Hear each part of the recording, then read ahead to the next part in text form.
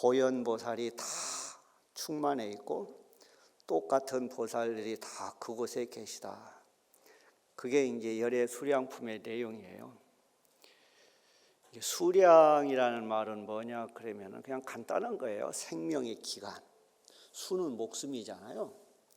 생존 기간, 부처님이 얼마만큼 생존하느냐, 그것이 수량이에요. 그 수량을 얘기하는데 석가모니 부처님 세계의 1급이 극락세계 아미타 부처님 세계로 치면은 하루밖에 안 된다. 그러니까 빨리 극락세계 가야 되겠죠. 극락세계에서 이틀만 살아도, 그죠? 이 세계의 2급을 사는 거하고 똑같은 거예요.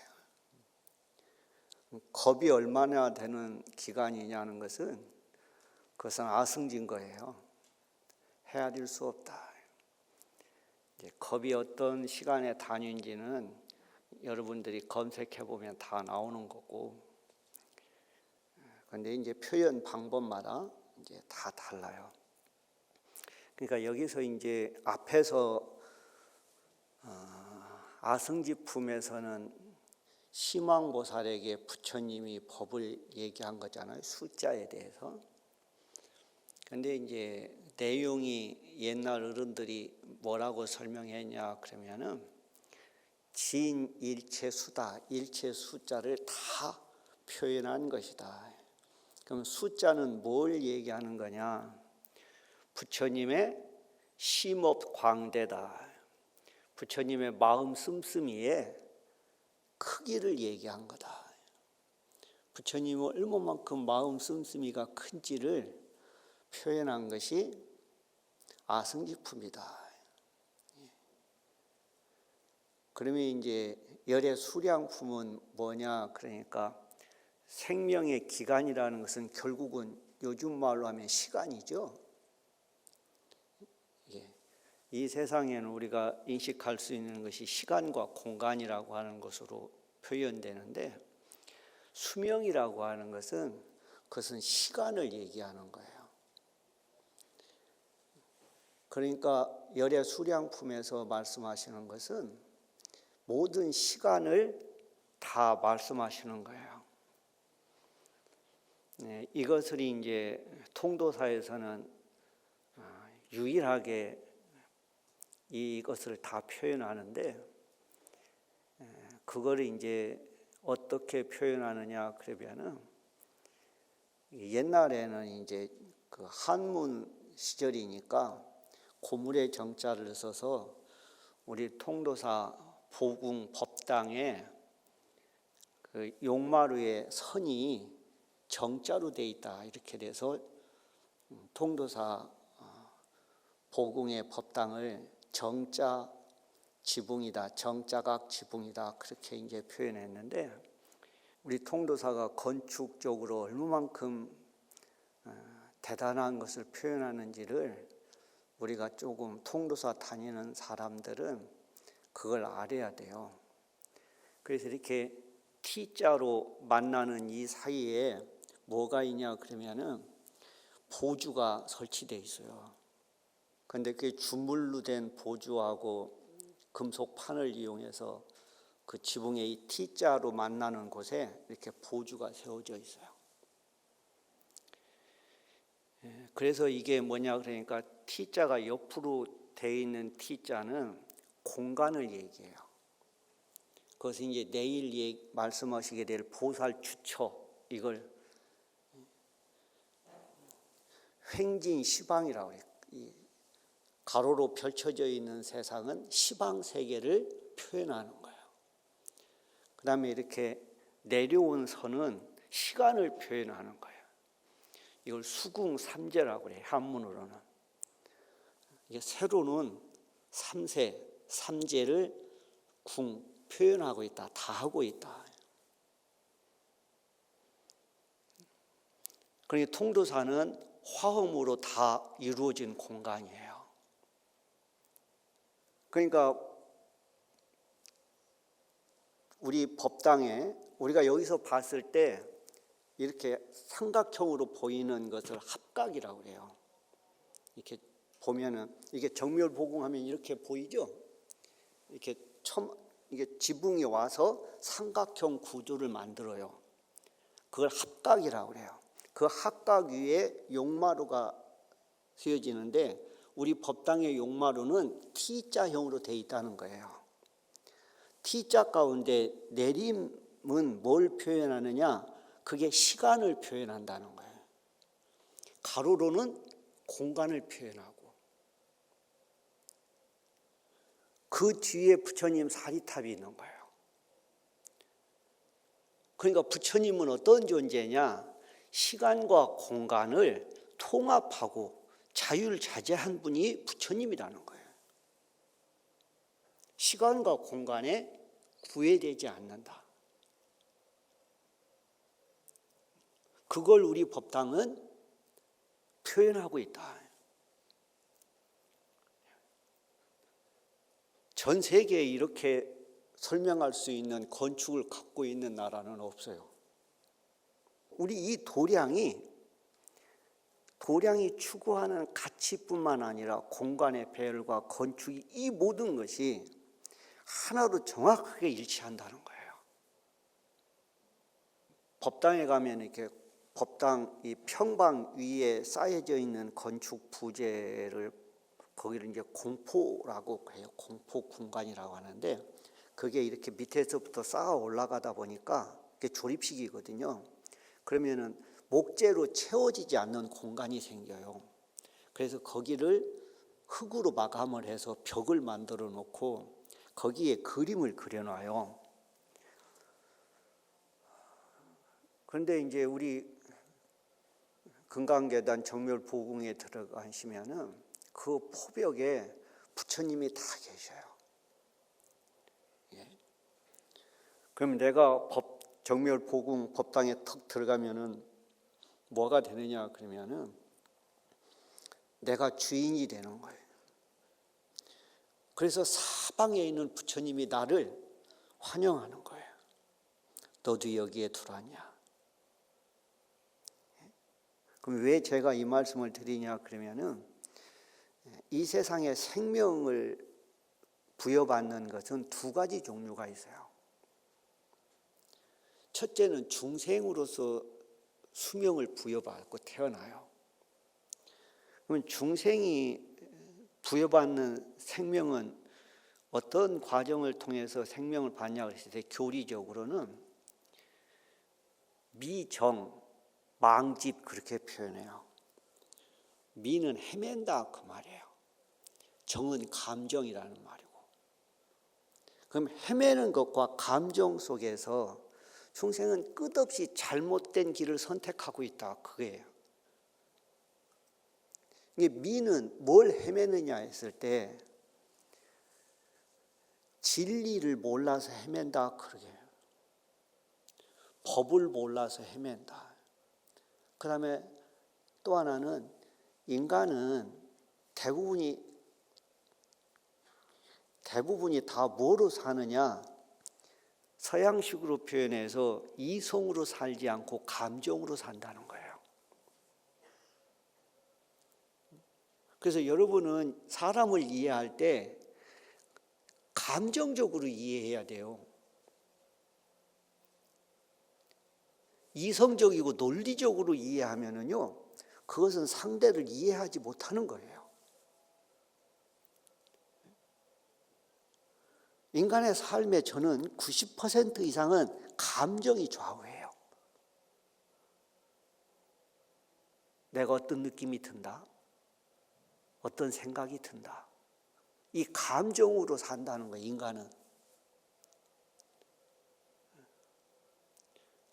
그것을 일으킨다는 게 왜 감정으로 사느냐 했을 때 경계에 미혹해서, 경계에 왜 미혹하느냐? 지혜가 없어서. 왜 지혜가 없느냐? 깨달음이 없어서 그렇게 되는 거예요. 그래서 중생은 이 세상을 살아가는데 진리에 대한 어둠 속에서 내 감정대로 살아간다는 거예요. 그게 중생의 삶이에요. 이게 사람을 이해한다는 얘기는 사람을 이성적으로 이해하는 것이 아니라 감정적으로 이해해야 돼요. 저도 그걸 몰라가지고요, 많이 애를 먹었어요. 저 사람 왜 저래? 내가 뭘 잘못했다고? 그 얘기는 상대의 감정을 이해하지 못해서는 말이에요. 제가 오늘 여기서 이 얘기를 하더라도요, 많은 사람들이 제 얘기를 받아들이는 것은 실은 대부분이 감정적으로 받아들여요. 내가 감정적으로 저 말은 옳아, 저 말은 틀려, 저 말 들으니 괜히 기분이 나빠지네.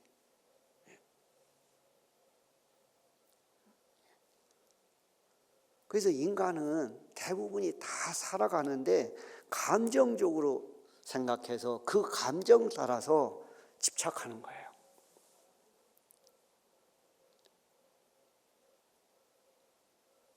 그래서 그 감정 따라 집착하지 말라고 하는 것이 금강경에서는 뭐라고 표현했느냐?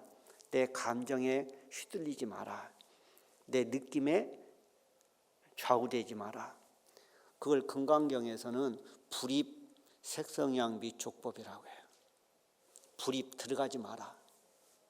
빠져들지 마라. 색성양 미촉법에 빠져들어가지 마라.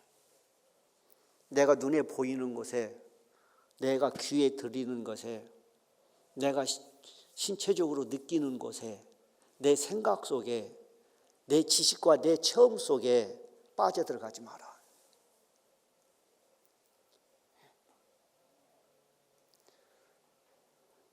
수행하다 보면은 많이 착각하는 것이 뭐냐 그러면은 내가 깨달았다라고 생각하는 거예요. 내가 안다라고 판단하는 거예요. 그걸 법집이라고 그래요. 상은 내가 생각하는 것에 대한 내 집착이고, 내가 옳다 그르다라고 하는데 가치 판단이고. 그래서 중생은 항상 어디에 빠져들어가는 것이 중생의 삶이에요. 그래서 금강경에서는 그걸 뭐라고 표현하느냐? 머물지 마라고 표현해요. 머물지 마라. 무주 이렇게. 그래서 무주위주라고 해요. 부처님과 보살님의 삶은 머물지 않는 것을 머무름으로 산다. 머무르는 순간 우리는 지옥이 된다. 머무르면은 극락이 지옥이 된다. 그게 머무르는 것이 뭐기 때문에 그러느냐? 그것이 내 집착이고 내 탐욕이기 때문에 그래요. 그래서 인간의 생명은 이 탐욕으로, 미욕으로 이루어진 것이 인간의 생명이에요. 그래서 탐욕을 오래 가지면은 복이 있다라고 해요. 그죠? 그래서 얼마 전에 노래한 것 가운데 그랬잖아요. 뭐 누가 와서 저승길 가자고 그러면은, 그죠? 이르다고 전해라 그러잖아요. 그죠? 60 넘어서 오거들랑 뭐 80 넘어나, 저는 가사를 잘 모르는데, 그죠? 뭐 한다고 전해라, 뭐 한다고 전해라 그러잖아요. 그 얘기가 뭐냐 그러면 그게 인간의 집착을 표현하는 거예요. 그래서 오래 살면은 복이 있다라고 하고, 짧게 살면은 업이 많다 그렇게 표현해요. 그게 중생의 판단이에요. 중생이 생명을 보는 판단이에요. 그런데 부처님이 생명에 대한 판단은 전혀 다른 거예요. 그래서 열의 수량이라는 말이 나오는 거예요. 부처님에게는 세 가지가 있죠. 부처님 그러면 부처님은 세 종류의 부처님이 있어요. 이름이 수억만 가지가 되더라도 부처님은 통합하면 세 가지 종류밖에 없어요. 그걸 뭐라고 해요? 법신, 보신, 화신. 부처님은 이 몸을 나투는데 이 세 가지의 모습으로 몸을 나투고 그 세 가지의 조건 속에서 사는 것이 부처님의 생명이에요.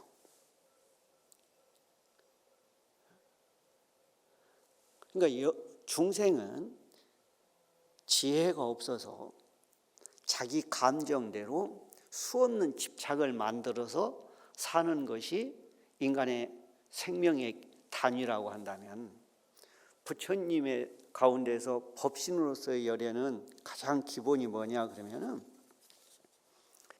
진여 불격 제법이라고 표현해요. 이 말이 뭐냐 그러면은, 진여는 진리잖아요.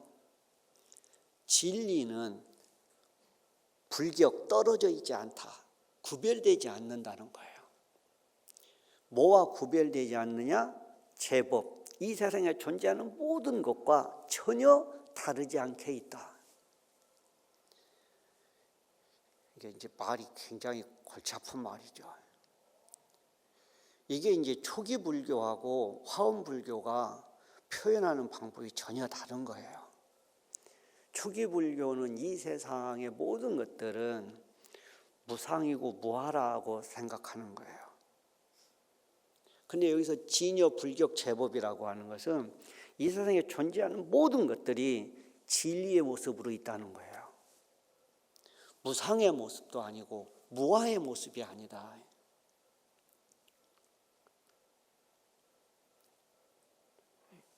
그래서 이게 불교가 좀 어렵게 되는데, 왜 그러느냐 그러면은 진여라고 하는 것도 자성이 없어요. 법성 원륜이기 때문에. 제법이라고 하는 것도 무하기 때문에, 제법 무하고 제법 무상이란 말이에요. 무상이고 무하이기 때문에 아가 없는 거예요. 진여도 아가 없고요, 이 세상에 존재하는 모든 것도 아가 없어요. 초기 불교에서는 이걸 다른 것이라고 얘기했는데, 화엄이 오게 되면은 이게 같은 거라고 설명하는 거예요. 그래서 우리가 불교 공부하는데 어려움이 있는 거예요. 그래서 이걸 다른 얘기로 하면은 화엄에서는 번뇌가 볼이다라고 설명한단 말이에요. 망상이 지혜다, 망상이 행복이다, 이렇게 표현하는 거예요. 그런데 나는 내가 망상 때문에 괴로운데 망상이 왜 행복이냐? 대표적인 게 그런 거예요. 저녁에 잠 못 자서 미치겠다, 그게 망상이거든요. 나는 미칠 지경인데 부처님은 이걸 행복이라고 하니 내가 돌아버리겠다. 그죠? 그래서 불교가 어려워지게 되는 거예요. 그런데 본질은 뭐냐 그러면은, 그것은 등가의 법칙을 갖고 있다는 거예요. 진여가 갖고 있는 가치와 제법 무상이 갖고 있는 가치는 동일하다는 거예요.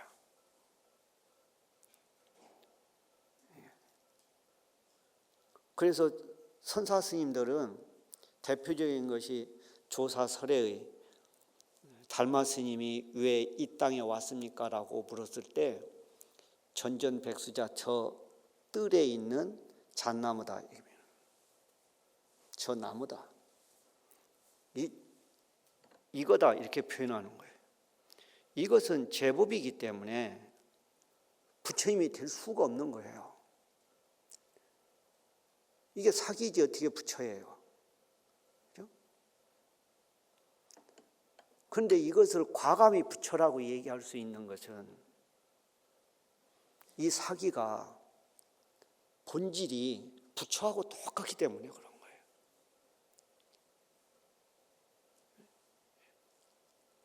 그래서 진여는 불격 제법이다. 그게 부처님의 생명이에요. 그러니까 진여 법신으로 얘기하면은 이 세상에 존재하는 한 부처님은 항상 있는 거예요. 이걸 우리가 교리로 얘기할 때 나무 천수경에서 나무 상주 시방불이죠. 부처님이 왜 항상 주하느냐? 내가 있으면 부처님은 있는 거예요. 왜?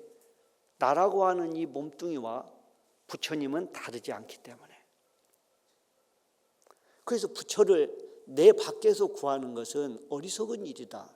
평생을 구해도 못 구한다라고 하는 거예요. 그게 법신불이에요. 이 세상에 존재하는 모든 것들은 다 부처다. 왜? 내가 눈으로 보일 때 저건 나무로 보이는데 부처가 아닌데, 그것은 나의 망상이 보기 때문에 그래요. 저건 촛불인데 왜 저게 부처야? 내가 촛불로 보는 것은 내 망상이 작용이 되기 때문에 그런 거예요. 우리는 이 세상에서 내가 보고 듣는다라고 하지만 이 세상에서 내가 보고 듣는 것은 전부 가짜예요. 그건 과학적으로도 설명되는 거예요. 이미 지금 오늘 비치고 있는 빛은 태양으로부터 언제 출발한 거예요? 나는 지금 펄펄 끓는 태양을 본다라고 생각하지만 그 태양의 빛은 이미 수 없는 시간 전에 발생된 빛일 뿐이잖아요. 지금 현재 태양의 모습은 우리는 볼 수가 없어요. 그러니까 내가 보고 듣는 것은 전부 가짜인 거예요.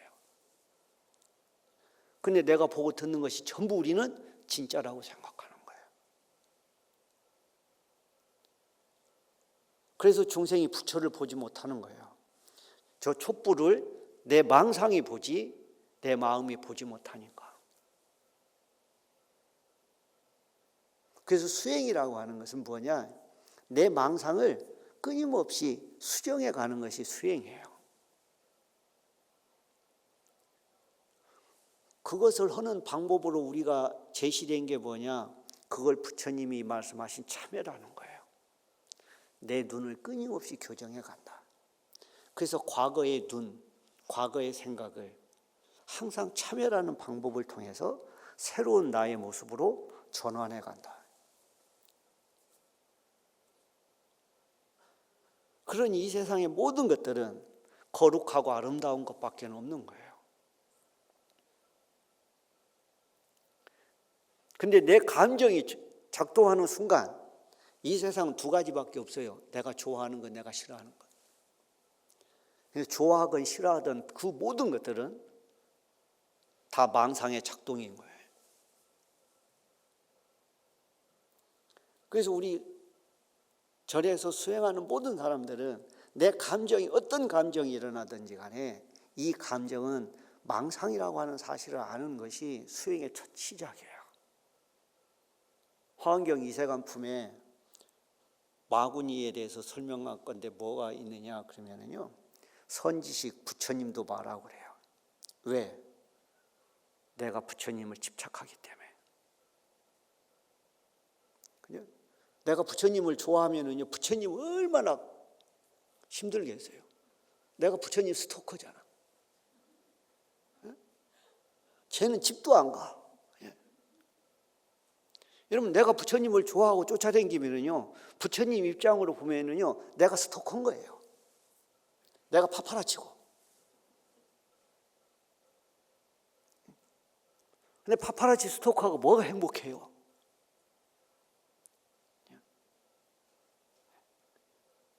그래서 법신열애는 진여로서 생명을 삼아요.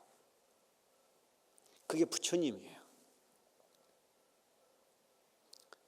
그래서 법신열애의 생명은, 수명은 진여, 법으로서 생명이 닿기 때문에 법신열애는, 법신 부처님은 태어나고 죽음이 없어요.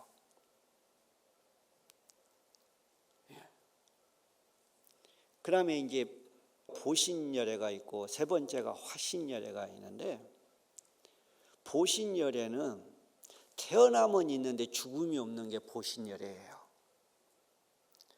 보신은 과보로서 얻었다. 어떤 과보로서?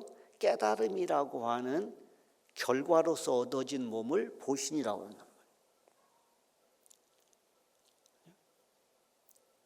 이게 보신열애는, 열애가 앞에는 진리로서 몸을 삼고 생명을 삼는데, 보신열애는 지혜가 몸이고 지혜가 생명인 거예요.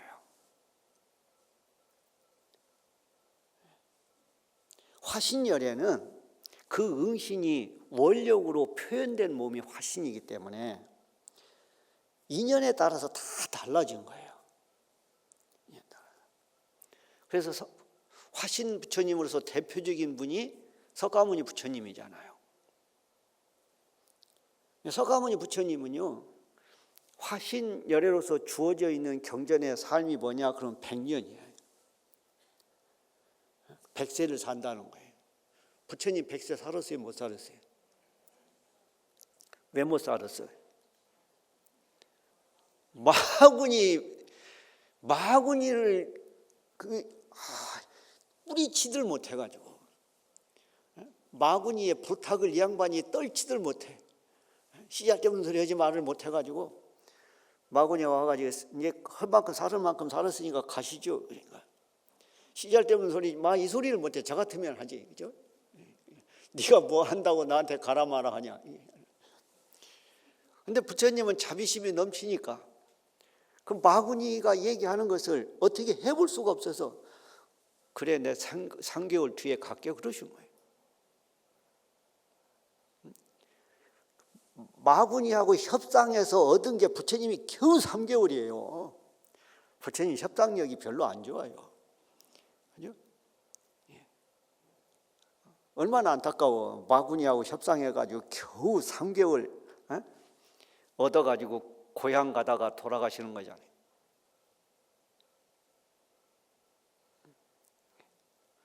그런데 중요한 것은, 한국 불교에서 중요한 것은, 한국 불교에서는 법신열애는 다 표현하는데 한국 불교가 위대한 게 뭐냐 그러면은 보신과 화신을 하나로 표현한다는 거예요.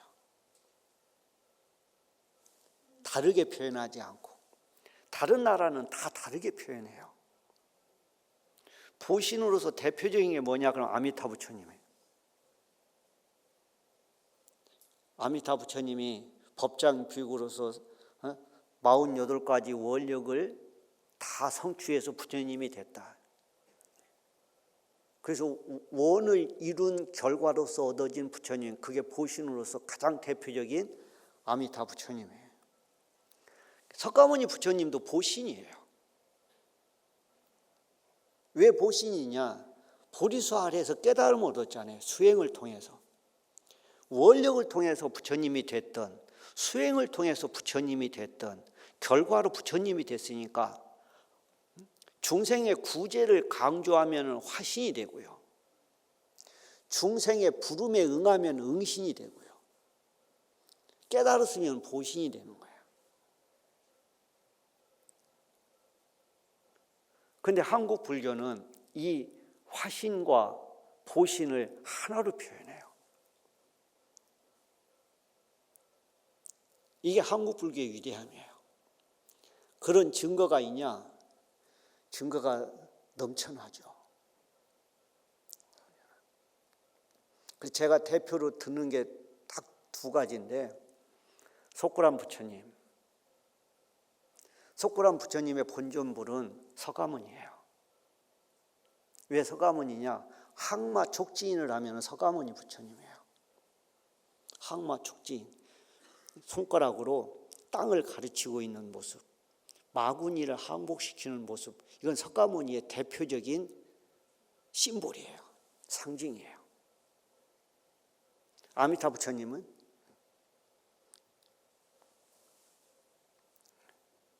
근데 석가모니 부처님이 주불은 석가모니 부처님인데 왜 이게 보신과 화신이 하나로 표현되냐 그러면은 석고람의 본전에 제일 뒷면에 누가 있느냐? 관세음보살이 있다는 거야. 관세음보살은 극락 아미타 부처님의 좌우 협시보살이잖아요. 관세음보살이 있다는 것은 아미타 부처님을 표현하는 거예요. 저는 놀랄 만큼 이게 똑같은 게 어디냐 그러면은 인도의 보드가야예요. 가서 한번 확인해 보세요. 이제 시설 개방도 되고 하는데 보드가야 탑 안에 부처님은 서가모니 부처님이에요. 석굴암 부처님하고 사이즈도 비슷해요. 근데 이런 부처님을 모시는 나라는 한국밖에 없어요. 그 다음에 또 하나는 아주 드라마틱한 곳이 하나가 있는데 경주 남산의 칠불암이에요. 이제 가서 보셔야 돼. 이런 것들은. 그 드라마틱한 것이 어디에도 펼쳐지느냐? 우리 법당에도 펼쳐지는 거예요. 거기는 부처님 앞에 바위에 사면에 부처님을 새겼지만 우리 법당은 사면 그 포벽에 부처님이 다 모셔져 있어요. 그러니까 내가 보궁에 딱 들어가는 순간 뭐가 되는 거예요? 부처님이 박수. 그때 치는 박수가 박수인 거예요. 그 보궁에 들어가서 부처님의 박수를 받아야 되는 거야, 우리가. 그래서 부처님은 항상 우리를 지금 기다리고 계시다. 그게 부처님이 무한 생명을 우리에게 표현하고 있다. 그게 부처님의 생명의 모습이다. 그래서 화신 부처님은 시작과 끝이 있어요. 인도에서 태어나서, 그죠? 열반하는. 근데 보신의 부처님은 지혜가 부처님의 생명이기 때문에 태어남은 있는데 열반이 없어요. 그게 부처님의 생명이에요. 그리고 부처님의 생명은 통도사에서는 뭘로 표현하고 있다? 법당의 지붕으로 표현하고 있다. 그래서 저 보궁에 올라갈 때마다 우리는 어디에 올라가느냐? 용이 반겨주는 곳에. 내가 용 덩어리에 타는 거예요. 그리고 사방에는 뭐가 펼쳐져 있어요? 법당 소맷돌에도 전부 연꽃이고 보상화예요. 내가 법당의 계단을 올라가는 순간 나는 어디에서 타는 거예요? 연화생. 꽃 속에 태어나는 거예요. 부처님만 걸음마다 연꽃이 피어나는 게 아니라 내가 법당에 올라가는 순간 나는 화장세계에 태어나는 거예요. 화장세계를 말씀하시는 것이 바로 화엄이에요. 그 생명을 그대로 받는 것이 우리가 받는 생명이에요. 그래서 한국 불교는 제사를 지낼 때도 영가한테 첫 번째로 해주는 법문을 어떻게 하느냐? 영원, 담적, 무고, 무금 이렇게 시작해요. 영원, 신령스러운 근원은 우리의 생명의 신령스러운 근원은 담적이다. 맑고 고요하다. 맑고 고요하다는 얘기는 뭐냐? 인식할 수 없다는 거예요. 네 분별로서 알 수 없다. 그리고 이 세계는 무고금, 시간이 없다. 네가 과거에는 살았고 지금은 죽었다는 그것은 네 착각이다. 죽은 영가한테 첫 번째 해주는 법문이 그렇게 시작해. 영원, 담적, 무고, 무금.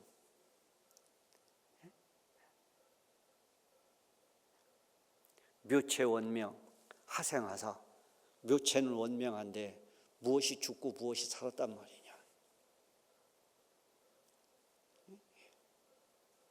우리가 죽는다 사는다라고 하는 것은 뭐다? 내가 이걸 보고 촛불이라고 보는 거하고 똑같다. 우리는 절대 화음을 믿고 화음을 신행하는 우리는 절대 어떤 존재가 아니다? 죽어가는 존재가 아니다. 우리에게는 죽어도 죽음이 없다.